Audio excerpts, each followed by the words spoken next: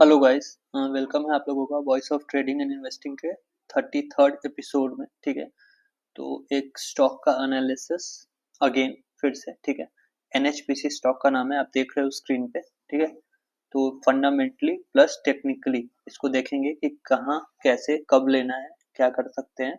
ये देखो, ये पिछले साल 2023 जुलाई से 148% का अच्छा खासा रिटर्न। अगेन मल्टी बैगर नहीं है, पर हाँ अच्छा खासा रिटर्न इसने दे रखा है।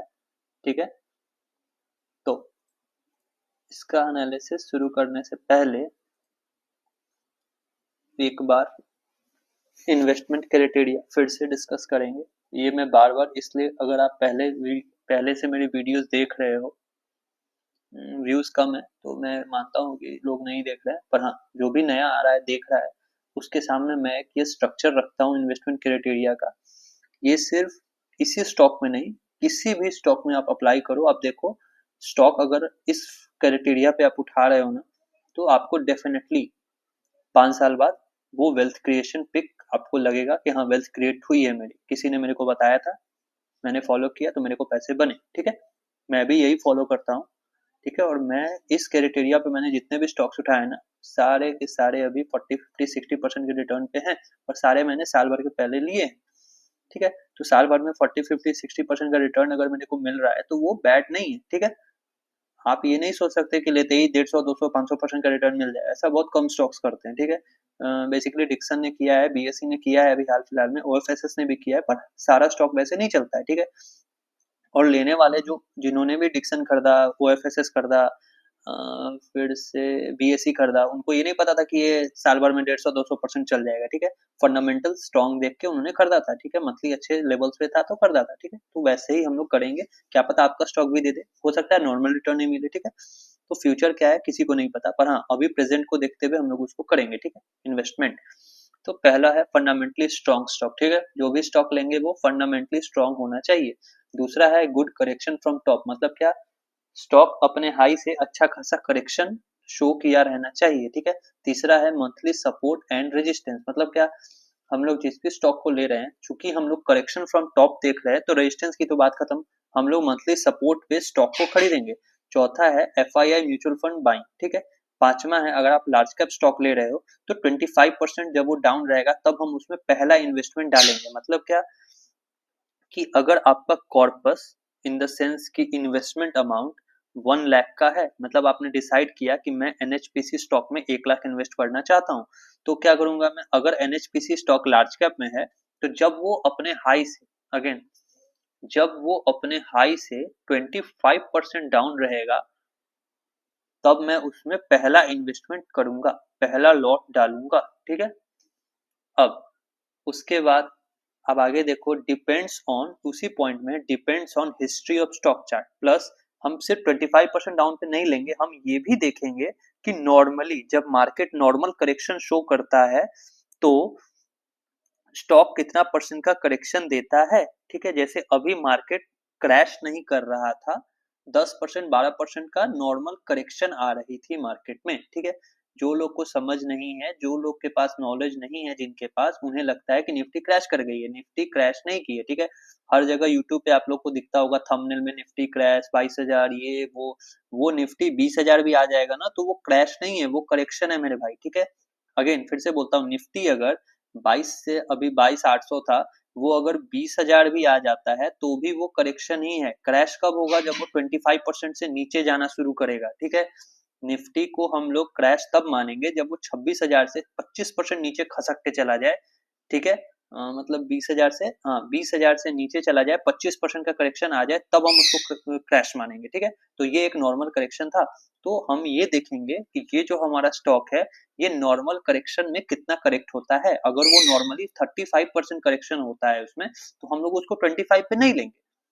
ठीक है, पर हाँ अगर 25 पे मंथली सपोर्ट है तो हम लोग उसको, वो फिर आपके साइकोलॉजी पे डिपेंड करेगा कि आप क्या कर सकते हो। ठीक है, वो आप एक स्टॉक को देख के दूसरे स्टॉक में नहीं कर सकते हो, हर स्टॉक का अलग अलग अपना हिस्ट्री, अपना सपोर्ट रेजिस्टेंस या चाल होती है कि वो कितना गिरता है कितना चढ़ता है। ठीक है, फॉर एग्जाम्पल परसिस्टेंट है या फिर डिक्सन है, डिक्सन का क्या है, एक दिन में 10% गिर जाता है, 10% चढ़ भी जाता है। लेकिन सेम चीज आप टीसीएस, इन्फोसिस, विप्रो है या फिर और कोई मिड कैप का स्टॉक ले लो, परसिस्टेंट हो गया, उसमें आप नहीं सोच सकते कि दोनों का चाल अलग है, ठीक है। तो ऐसे होता है।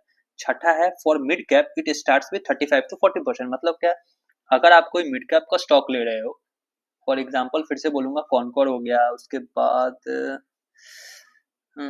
फेडरल बैंक हो गया, कमिंस हो गया, ये सब मिड कैप के स्टॉक्स हैं, ठीक है। चंबल फर्टिलाइजर हो गया, आरईसी हो गया, ये सब भी मिड कैप में ही आता है, ठीक है।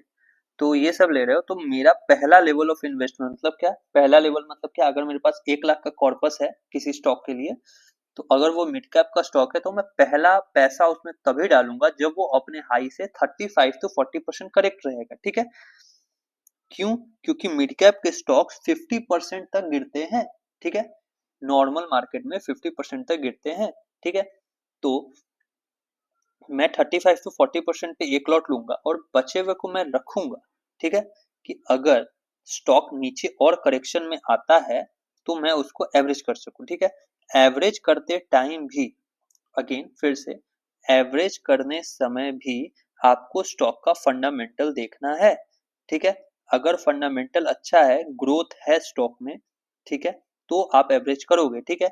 वरना अगर एवरेजिंग ही सब कुछ होती तो यस बैंक में आपने देखा 400 वाला 40 हो गया और लोग उसको एवरेज ही करते रह गए, क्यों?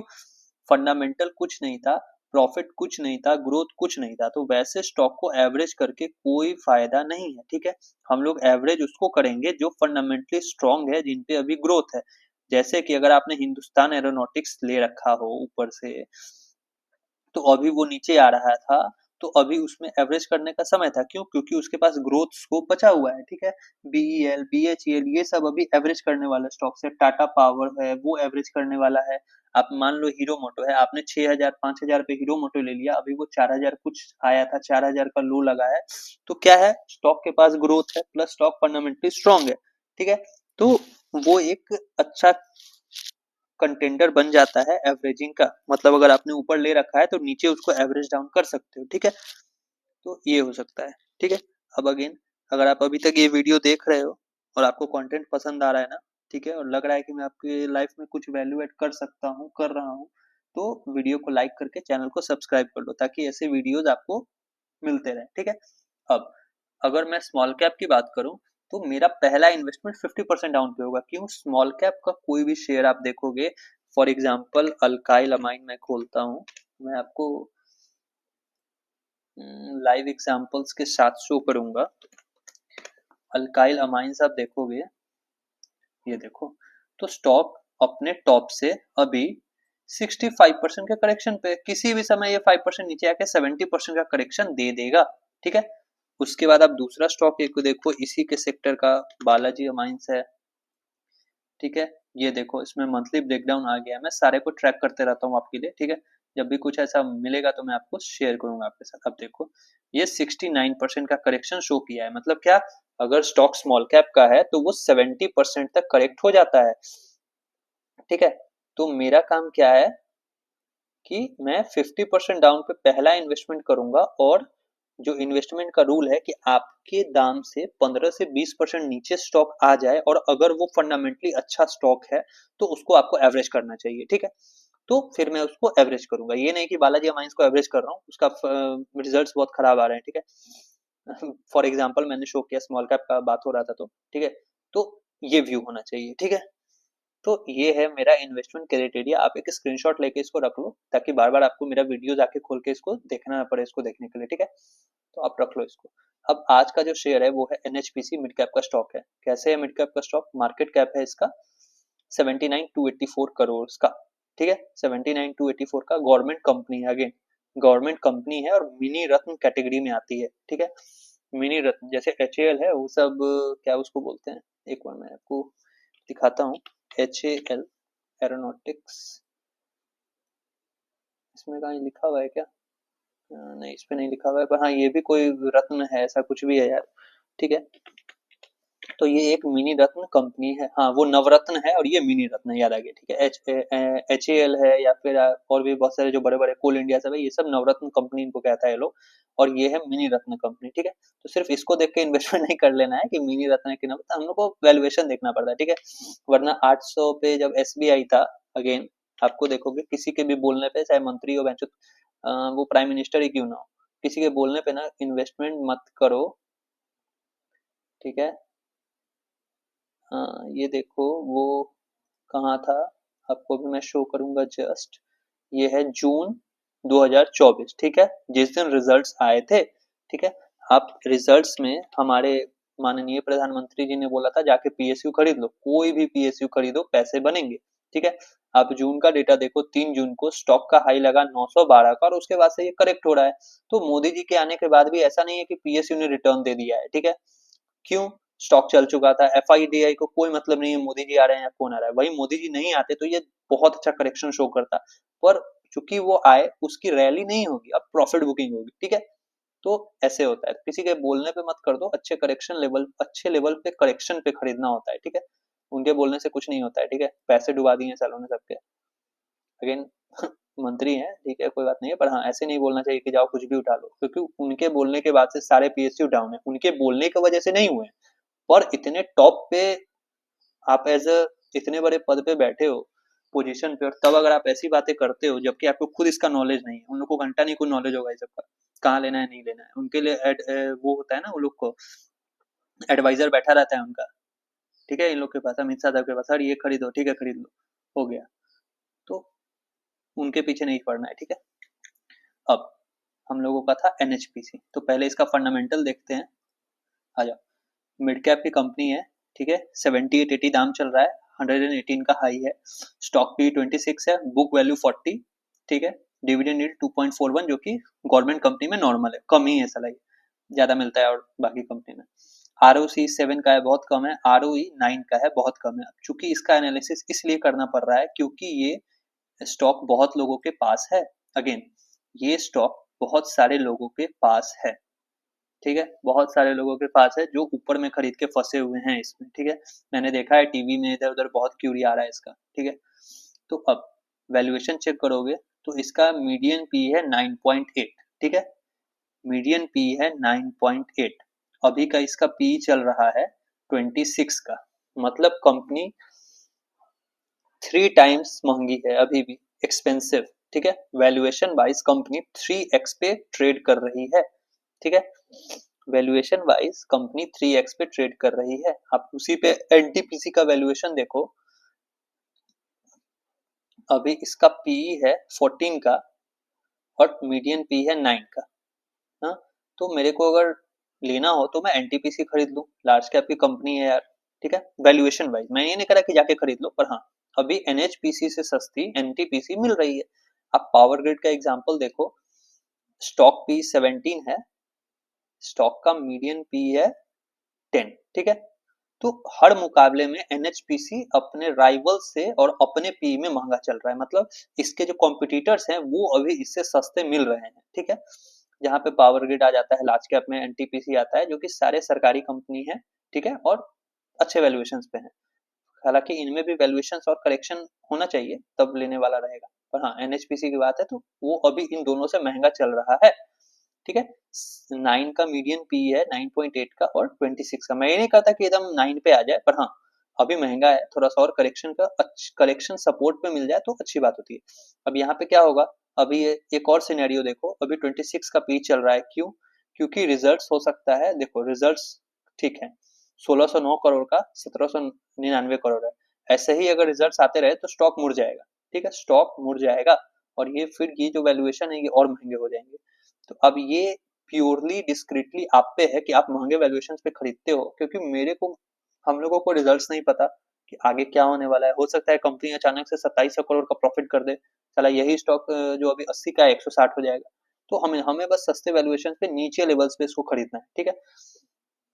तो ये चीज होती है। अब तो यहाँ पे वैल्यूएशन थोड़े से महंगे हैं, ठीक है। अब देखो कंपनी का ऑपरेटिंग प्रॉफिट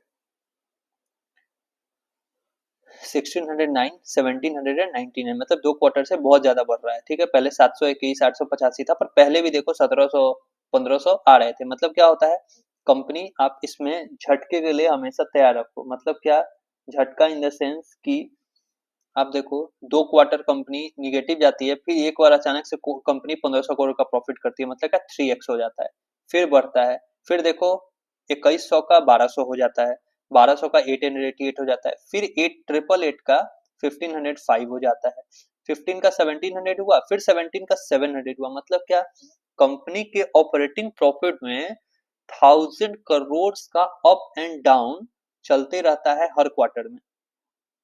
अगेन, कंपनी के ऑपरेटिंग प्रॉफिट में 1000 करोड़ का अप एंड डाउन, मतलब किसी 2 क्वार्टर में 1000 करोड़ अप है, तो किसी 2 क्वार्टर में 1000 करोड़ डाउन है। ये नॉर्मल है कंपनी के लिए। ठीक है, अब कंपनी के लिए नॉर्मल है।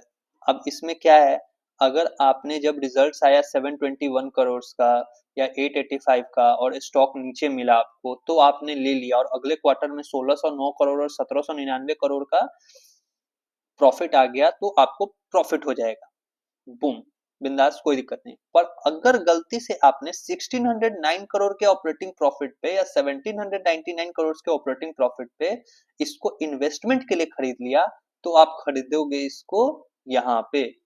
ठीक है, तो आप इसको खरीदोगे इस जगह पे। ठीक है, इस टॉप के जोन में। ठीक है, तो क्या होगा अब आप देखो, इसीलिए ये कंपनी, यहीं पे मैं डिस्क्लेमर देता हूं कि रिस्की है, सरकारी है, ये है वो है, सब ठीक है, पर कंपनी रिस्की है। ठीक है, जिन्होंने भी इसे अच्छे रिजल्ट्स देख के ऊपर खरीदा होगा, और मान लो अगले क्वार्टर के रिजल्ट्स खराब आ गए, तो फिर बस 1000 करोड़ के डिप पे तो ऐसे ही ये गिर जाएगा। ठीक है, तो एक ये डिसएडवांटेज या फिर आप कहो रिस्क है इस शेयर में। क्या, हम देख रहे हैं 2021 से अभी तक भी देखो 2 क्वार्टर डाउन था, फिर 2 क्वार्टर अप हो गया, हो सकता है अगला 2 क्वार्टर फिर डाउन हो जाए, हो सकता है, कंपनी का पास्ट ऐसा ही है। ठीक है, अगेन ईपीएस देखो, 1 था, आधा हो गया, आधा हुआ, फिर 1 हो गया, just just like operating profit, double आधा, डबल आधा, डबल आधा। ठीक है, तो यहीं पे मैं एक डिस्क्लेमर देता हूँ, कंपनी रिस्की है, कंपनी के रिजल्ट्स प्रॉफिट स्टेबल नहीं है। ठीक है, कंपनी के प्रॉफिट हैं या रिजल्ट स्टेबल नहीं है। ठीक है, मान लो कंपनी अगर किसी मंथली सपोर्ट पे है और 50-60% का करेक्शन है स्टॉक में, और एक रिजल्ट और खराब आ गया, तो भाई ये वहां से भी 30% गिर जाएगा, कोई बड़ी बात नहीं है इसके लिए। ठीक है, तो कंपनी थोड़ी सी रिस्की है। ठीक है, अब जिनको सरकारी देख के और डिविडेंड देख के ही इन्वेस्टमेंट करना है, उनके लिए एक अलग बात है। ठीक है, अब आ जाओ, ये सब तो देखो 10 इयर्स का 3-1, ये सब तो कुछ मायने नहीं रखता है। ठीक है, उतना मैं नहीं देखता ये सब, फंडामेंटल्स देखना ज्यादा इंपॉर्टेंट है। Again, promoter stable, FII 898 stable, DII stable. ठीक है, गवर्नमेंट, ठीक है, 11111 जो भी है, कोई बात। पब्लिक 12। ठीक है, पब्लिक हो गई है 12। देखो रिजल्ट सब टॉप पे होंगे, तो उन्होंने माल बेचा और पब्लिक को अचानक से पब्लिक 7 से 12 हो गई, मतलब 5x 5% का जो प्रोमोटर होल्डिंग था वो पब्लिक के पास आ चुका है। ठीक है, अब ये सब तो आपने देखा, basically up and down, side by side, इधर से उधर कुछ भी करके कह लो, तो कंपनी के रिजल्ट स्टेबल नहीं है। ठीक है, इन्फोसिस, विप्रो, TCS, अडानी पोर्ट्स, इन सबको हम लोग, रिलायंस, इन सबको लार्ज कैप में क्यों कहा जाता है कि हाँ आप डाल लो, क्यों, क्योंकि इनके रिजल्ट स्टेबल हैं, ज्यादा ऊपर नीचे नहीं होता है। ठीक है, तो क्या होता है ना कि कंपनी करेक्ट होकर स्टॉक प्राइस वापस वैल्यूएशन आ जाएंगे। ठीक है, ये लोग के पास इतना रीच है कि ये लोग वापस अपनी ग्रोथ को रिक्लेम कर लेंगे। ठीक है, तो इसीलिए अगर आपने गलती से ऊपर भी खरीद लिया, तो आपको बोला जाता है कि ठीक है आप रुक सकते हो, ये प्राइस वापस आएगा। ठीक है, बट एक ऐसी कंपनी जिसमें 1000 करोड़ का operating profit up and down हो रहा है, अब देख लो, मैंने आपको दिखाया अभी, क्वार्टरली वाइज, मतलब हर 3 महीने पे हो जाता है 1000 करोड़ का अप एंड डाउन। मतलब देखो ऑपरेटिंग प्रॉफिट 1887 था, -80 हो गया, भाई पूरा ही गायब हो गया, उल्टा निगेटिव है। फिर अचानक 520 हो गया, फिर 1400 हो गया मेरे भाई, उसके बाद 2100 हुआ, फिर 2100, 2200 हुआ, उसका आधा हो गया, फिर उसका भी लगभग 30% गायब हो गया। मतलब कुछ भी स्टेबिलिटी नहीं है प्रॉफिट ग्रोथ, ऑपरेटिंग प्रॉफिट में। ठीक है, तो जब ऑपरेटिंग प्रॉफिट ही स्टेबल नहीं है तो फिर क्या अदर इनकम, क्या profit before tax, net profit और ईपीएस, सब कुछ अनस्टेबल है इस कंपनी में, ठीक है। अब तो आपने देखा ये क्या बोलते हैं, फंडामेंटली मेरे लिए तो ना है, ठीक है। अगर कोई मेरे से पूछेगा कि हाँ इसको लेना है तो मैं कहूंगा ऊपर तो खास करके नहीं लेना है, लेना है तो कहाँ लेना है। अब आप टेक्निकली आओगे तो देखो डेली टाइम फ्रेम पे ये एक सपोर्ट मैंने मार्क कर रखा है, ठीक है। डेली टाइम फ्रेम एक सपोर्ट मान रखा है, मार्क कर रखा है। स्टॉक डाउन ट्रेंड में है, ठीक है। एक बार यहाँ मार्च में सपोर्ट लिया, दूसरी बार यहाँ लिया, तीसरी बार यहाँ लिया। अब अगर स्टॉक निकालता है 8892 मतलब 89 का लेवल, तभी ही, ठीक है। ये एक डेली लेवल है, एक बार पहले वीकली देख लेता हूँ तब कोई कमेंट्री दूंगा। देखो ये 887192 है, ठीक है। मतलब स्टॉक जब तक 89 के ऊपर वीकली क्लोजिंग नहीं देगा स्टॉक बुलिश नहीं होगा, ठीक है। अब आप कहोगे कि यहाँ से 89 23% होता है, तो होता है अगर आपने सपोर्ट पे खरीद लिया तो, ठीक है। अगर आवरली कैंडल देख के स्विंग के लिए आपने सपोर्ट पे खरीद लिया तो हाँ 23% स्विंग ट्रेडिंग में मिलेगा, आप बुक करके बाहर आ सकते हो, ठीक है। बिल्कुल सही है। बट हाँ अगर इसको लॉन्ग टर्म चार्ट्स पे डेली या वीकली पे इसको ऊपर के तरफ निकलना है तो इसका 89 के ऊपर वीकली क्लोजिंग आना बहुत ज्यादा इंपॉर्टेंट है, ठीक है। 89 के ऊपर जब तक वीकली क्लोज मतलब एक वीक की कैंडल इसके ऊपर एक अच्छा बुलिश कैंडल क्लोज नहीं करेगी तब तक वो रेजिस्टेंस की तरह एक्ट करेगा और वहां से गिरता रहेगा, ठीक है। अगेन वीकली में भी वही लेवल है और ये सपोर्ट है इसका 72 पे। स्टॉक ऊपर से कितना करेक्टेड है, स्टॉक ऊपर से 38% का करेक्शन शो किया है। तो मिड कैप में जो हम लोगों का क्राइटेरिया है वो है 35 to 40%, बट वो उस मिड कैप स्टॉक के लिए है जो जिसका फंडामेंटल्स, जिसका ऑपरेटिंग प्रॉफिट मार्जिन स्टेबल है, ठीक है। हर मिड कैप स्टॉक के लिए नहीं है, ठीक है। जिसका मार्जिन या फिर ऑपरेटिंग प्रॉफिट स्टेबल है ये उसके लिए है। इस कंपनी का कुछ भी स्टेबल नहीं है, ठीक है। तो मैं इसमें पहला इन्वेस्टमेंट 50% से पहले नहीं डालूंगा, जिसके लिए मेरा लेवल आता है 58 का, ठीक है। ये जब 58 पे आएगा तो यहाँ पे मैं एक इन्वेस्टमेंट करूंगा, ठीक है। और 58 के बाद और यहाँ पे देखो एक मंथली सपोर्ट मैंने मार्क करके रखा है।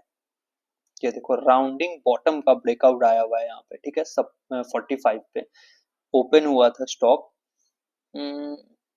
आईपीओ प्राइस पे, वहां से ये देखो 14 रुपए का लो लगा के और 9 से 22, ठीक है।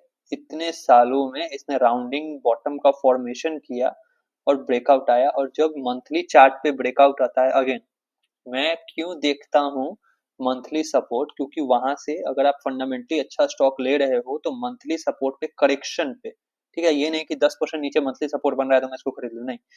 Monthly support with good correction पे अगर आप खरीदते हो तो वहां से बाउंसेस और अच्छे प्रॉफिट्स की के चांसेस बहुत ज्यादा बढ़ जाते हैं, ठीक है। जैसे देखो ब्रेकआउट आया, ठीक है, 46 का तो सीधे 120 हो गया, क्यों, क्योंकि मंथली ब्रेकआउट आया, ठीक है।